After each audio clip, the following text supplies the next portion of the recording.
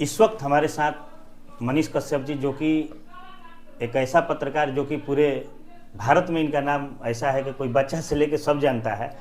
और आज मनीष कश्यप जी हमारे साथ में हैं और मनीष कश्यप जी भाजपा के नेता भी हो गए हैं, भाजपा के स्टार प्रचारक भी थे जबकि लोकसभा चुनाव था। आइए हम बहुत सारे मुद्दों पर चर्चा करते हैं और जानते हैं और बात करेंगे। सबसे पहले स्वागत है हमारे साथ। बहुत बहुत धन्यवाद। कैसे हैं? ठीक हूँ। पहला सवाल आपसे रहेगा, क्या पत्रकारिता जगत में जब थे तो बहुत लोग यूट्यूब नहीं देखता था, तो आज देखिए यूट्यूब कुछ ना कुछ कहीं ना कहीं आपका योगदान था कि यूट्यूब को आगे लेके गए, उस पर क्या बोलिएगा? देखिए, यूट्यूब पत्रकारिता बिहार में नहीं था और था भी तो बहुत लिमिटेड था और सिर्फ पटना तक सीमित था। और कुछ लोग करते थे तो मतलब कि उनको उतना इम्पोर्टेंस नहीं दिया जाता था। अगर किसी प्रेस कॉन्फ्रेंस में चले गए तो अरे यूट्यूबर है, हटाओ इसका माइक, ऐसे। और बहुत सारे यूट्यूबरों ने इस पे वीडियो बनाया। और आज जो है किसी प्रेस कॉन्फ्रेंस में जाते हैं तो नेताजी लोग सबसे पहले यूट्यूबर को ढूंढते हैं, अरे तुम आओ, क्योंकि हमारे एक्चुअल ऑडियंस तक हमारी बातों को जो है तुम ही पहुंचा सकते हो, दूसरे नहीं पहुंचा सकते हैं। नेशनल मीडिया, अब मान लीजिए कि एक्चुअल ऑडियंस जो है आरा में है और वो बात पहुंचा दे जो है अरवल में, बात पहुंचा दे जो है यूपी में, बात पहुंचा दे महाराष्ट्र में, तो एक्चुअल ऑडियंस तक जो है यूट्यूब वाले जो डिजिटल पत्रकार है वो पहुंचाते हैं। पहले सम्मान नहीं मिलता था, आज सबसे ज़्यादा सम्मान जो है डिजिटल पत्रकारों को मिल रहा है।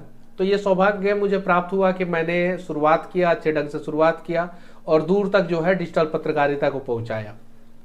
लेकिन बहुत लोगों का कहना ये भी है कि आप थे, मैदान में थे, तो कैसा लोगों को लग रहा है मैदान अब छोड़ दिए हैं, अब तो राजनीति अभी कहाँ मैदान छोड़े हैं, मैंने कम कर दिए हैं। पहले जो ग्राउंड पे काम करते थे, ग्राउंड पे बहुत कम काम कर रहे हैं। जब आपकी शादी नहीं हुई रहती है तो दोस्तों को ज्यादा समय देते हैं आप, जब शादी हो जाती है तो थोड़ा दोस्तों को कम समय देते हैं। सही है कि नहीं है? हाँ, ये तो है। क्योंकि समय लिमिट है तो, लेकिन दोस्तों को समय देना ऐसा नहीं है कि छोड़ देते हैं, ऐसा नहीं है कि छोड़ देते हैं, तो समय देते हैं। बहुत सारा रिस्पॉन्सिबिलिटी है, दूसरा भी काम है, तो बहुत सारा काम करते हुए जो है यहाँ पे भी समय देते हैं और अपना एक्चुअल बिजनेस जो है, एक्चुअल काम जो है, एक्चुअल जो पहचान है, जो समझना है, हमारा बिजनेस समझना है यूट्यूब तो बिजनेस समझिए, पहचान समझना है पहचान समझिए, काम समझना है काम समझिए, उसको मैं कभी नहीं छोड़ा हूँ और कभी नहीं छोड़ूंगा। जैसे पहले मनीष कश्यप ग्राउंड पे काम करते हुए, अभी जाइए दरभंगा टोल प्लाजा वाला वीडियो देखिए, मैंने जो है वहाँ पे वीडियो बनाया है। आरा में जब जाम लगता है, मैं जाके जो है वहाँ पे कोई लोअर पे आपके टोल प्लाजा पे, आरा के टोल प्लाजा पे खड़ा होकर जब वीडियो बनाता हूँ तो फिर वो क्या पुराना अंदाज नहीं रहता। आरा में भी जाम का समस्या बहुत रहा, तो अक्सर आते जाते हैं, आरा से तो जुड़े हैं, बहुत बार आप बनाए हैं जाम। कभी आरा जाम का मतलब है कि गरीबों को एम्बुलेंस में जान से मारना और पैसा कमाना, धंधा बना लिए वहाँ के कुछ अधिकारी, कुछ थाने के लोग जो खूब पैसा कमा रहे हैं जाम लगा लगा के, खूब वसूली होता है ट्रकों से, खूब मतलब आपके सोच से ज़्यादा ये चीज़ है। तो ये धंधा बन गया है। आरा में जाम नहीं लगना चाहिए। अभी 4 लेन रोड हो गया, कोइलोवर का पुल चौड़ा हो गया है, कोइलोवर के पुल के आगे तक 4 लेन हो गया है। बिहटा के आगे जब आप आते हैं तो आपको बिहटा सनमेरा जो है बाईपास मिल जाता है जो 4 लेन है। अब तो उधर जाम नहीं लगना चाहिए, इतनी सारी सड़कें बन गई। मैं देखता हूं कि बहुत सारे जगहों पे बेवजह ट्रकों को खड़ा करवा के जो है कुछ वसूली गैंग जो है जाम लगवा देते हैं। अच्छा, जाम लग जाता है, लेकिन उसमें अभी सरकार में अब आ गए हैं, भाजपा का एक वरिष्ठ नेता हो गए हैं, तो क्या इस जाम के लिए आप कुछ अभी देखिए, सरकार और सिस्टम में फर्क होता है। मान लीजिए कि सरकार ने जो है 10,000 करोड़ रुपया दिया पुल बनाने के लिए और सिस्टम ने करप्शन कर लिया उसमें, तो सरकार कार्रवाई करती है। जैसे आज ही ईडी का रेड जो है बिहार के एक बहुत बड़े इंजीनियर के ऊपर हुआ है, जो मतलब कि एक बड़े पद में जो है करोड़ों की उगाही के लिए जो है वो जाम लगवाया जाता है जानबूझ के। आप देखिएगा कि एक लेन तो पूरा जाम ही करके रखा जाता है और दूसरा लेन भी जो है जाम कर दिया जाता है। आप जब कोइलोवर से आगे बढ़ते हैं और आरा टोल प्लाजा से पहले एक रास्ता जो है वो रिविलगंज के लिए आता है, छपरा के लिए आता है एक रास्ता, वो पूरा रास्ता ब्लॉक कर दिया जाता है। कोइलोवर पुल जो है वो लगभग ज़्यादातर समय ब्लॉक रहता है।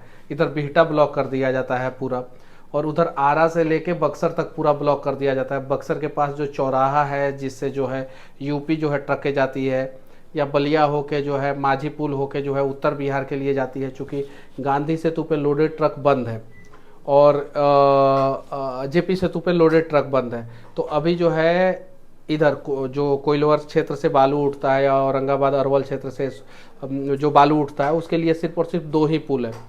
एक जो है आरा रेविलगंज वाला जो पुल है वो है, और एक जो है बक्सर में जो पुल बना है वो है।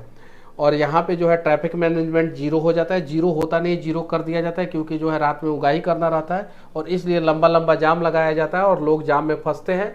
देखिए सिस्टम की लापरवाही है, और सिस्टम की लापरवाही से जो है वो सरकार को नुकसान होता है। अगर सिस्टम अच्छा काम करेगा तो सरकार को फायदा होगा, लोग वोट देंगे। सिस्टम लापरवाह रहेगा तो नुकसान सरकार को होगा, लोग सरकार को गाली देंगे। ये चीज़ है। तो मैं तो चाहता हूँ कि ये सिस्टम की लापरवाही के ऊपर कार्रवाई होना चाहिए, और कार्रवाई जो है सरकार में बैठे हुए लोग करें और अच्छे ढंग से करें, और आरा वाला और बक्सर वाला जाम जो है वो खत्म हो, कोइलवर वाला जाम खत्म हो, बिहटा वाला जाम खत्म हो। लेकिन एक और बात है, बक्सर से लोग चलता है तो 2 टोल टैक्स को देकर पटना आता है, लेकिन जाम में लगातार लगता है कि 5 से 10 घंटा जाम में फंसता है, तो अभी टोल टैक्स देना पड़ता है। देखिए इसमें भी टोल माफ कर देना चाहिए सरकार को। देखिए जब जाम में फंस रहे हैं और आप हाई स्पीड के लिए जो है टोल दे रहे हैं तो टोल नहीं लगना चाहिए, लेकिन टोल आप दीजिए। मैं तो कहूँगा कि टोल दीजिए, लेकिन जाम मत लगवाइए। हम टोल देने के लिए तैयार हैं, लेकिन जाम मत लगवाइए। ये चीज़ है। तो उसके लिए ट्रैफिक मैनेजमेंट को जो है, देखिए बहुत सारे थाने में जो है उगाही करने के लिए जो है ये सब करवाया जाता है। बहुत सारे थाने में धीरे धीरे सरकार तक ये बातें पहुंच रही है, और मुझे पता है कि बहुत सारे लोगों पे कार्रवाई होगी। क्या इस पे सरकार कार्रवाई करेगी? एकदम बिल्कुल बिल्कुल करेगी। अभी बिहार आपकी वीडियो जो है अगर सरकार तक पहुंच जाएगी, मेरा आवाज़ सरकार तक पहुंच जाएगा, एकदम 100% कार्रवाई होगा। अभी बिहार में लगातार मर्डर हो रहा है। आरा में स्टेशन पे हुआ, फिर यहाँ पटना हॉस्पिटल में हुआ, 2 डॉक्टर लोग का मर्डर हुआ। इस पे क्या देखिए जो अपराधी जो है इस घटना में शामिल हो रहे हैं, सारे अपराधी पकड़े जा रहे हैं, सारे के सारे अपराधी पकड़े जा रहे हैं। लेकिन इन सब इस प्रकार की घटनाओं पे लगाम लगना चाहिए, और इस प्रकार की घटनाएं नहीं घटनी चाहिए। अब हम ये नहीं कहेंगे कि 2005 के पहले क्या था, हम तो बस इतना कहेंगे कि इन सब घटनाओं के ऊपर लगाम लगना चाहिए।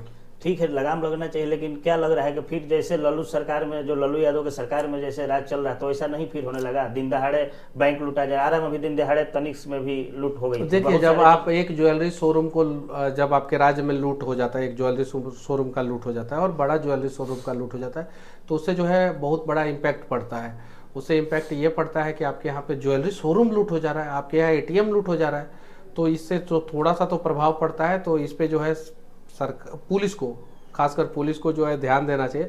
और पुलिस वैकेंसी जो है अभी 20,000 आया है, कुछ और वैकेंसी लाया जाए, और हर चौक चौराहे पे जो है 2, 4, 10 पुलिस वाले खड़े रहे, अपराधियों का मनोबल ऐसे ही टूट जाएगा। क्या मनीष कश्यप जी इस बार चुनाव विधानसभा एकदम बिल्कुल लड़ेंगे। क्या भाजपा से ही आएंगे? अब वो समय के अनुसार सारे सवालों का आपको जवाब मिल जाएगा। कुछ सवाल जो है समय के गर्त पे छोड़ दीजिए। तो माने इस बार चुनावी मैदान में आइएगा? एकदम बिल्कुल। और क्या तमाम दर्शक आपको देख रहे हैं, क्या आपके चैनल को सब्सक्राइब करें, लोग ढेर सारा प्यार दे आपको, और आपके इस वीडियो को शेयर करें, दूर तक लोगों तक पहुंचाए, और इतना दूर तक पहुंचा दे कि आरा का जाम जो है खत्म हो जाए। इस न्यूज़ के बारे में आप लोग क्या सोचते हैं? लाइक, कमेंट, शेयर करिएगा।